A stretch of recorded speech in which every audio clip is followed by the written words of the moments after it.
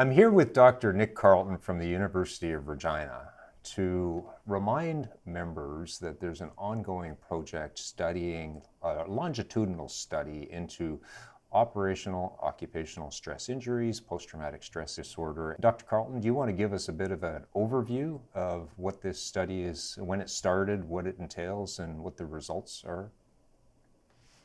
I'd be delighted. The study really is a historical milestone with respect to mental health, and I find that it's very appropriate that it's the RCMP who are leading us in that charge towards improving mental health for all RCMP and all those who serve. The study is designed to help us better understand the variables that make us more or less at risk to experience a mental health injury, to build a system that allows us to better protect the mental health of all RCMP officers.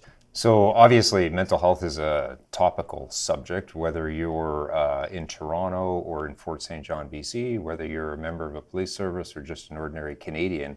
But it has become more prevalent, and obviously the issues around mental health are higher within the first responder and the public safety field. So your goal really is to ultimately get what? Ideally, we'd like to make it such that the prevalence of post-traumatic stress injuries or operational stress injuries or mental health disorders among our RCMP are no different than or even better than the general population. So in the general population at any given time, about 10% suffer from difficulties associated with one or more mental health challenges. And for our RCMP, the best data that we have suggests that it's 50% that are having trouble with one or more mental health challenges. So that's 5 times higher. And given the incredible service that they're providing to all of us, I think it is our moral duty to find a way to make sure that while they're serving and protecting all of us, we're doing our best to protect them so that they can continue the terrific work that they're doing. From our perspective at the NPF, we're here to support members and better the world of members. And whether it's a member-involved death, whether it's a major police incident, or whether it's a member who dies by suicide, all of our members are impacted by that.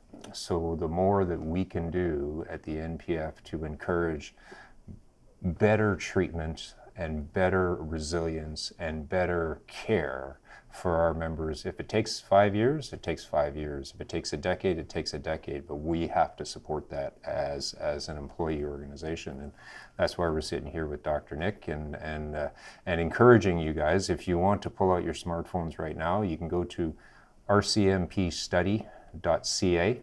Nick, do you have any closing questions, closing remarks?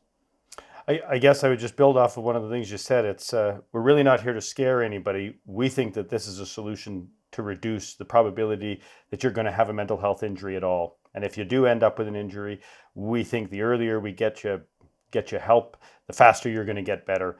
So we see this as a huge potential gain. And I'm just still to this day extraordinarily grateful and in awe of the self-sacrifice and the contributions that all of our cadets are about to make and that all of our RCMP have been making for so many years. So I'm very privileged to be able to give back to the RCMP in this way.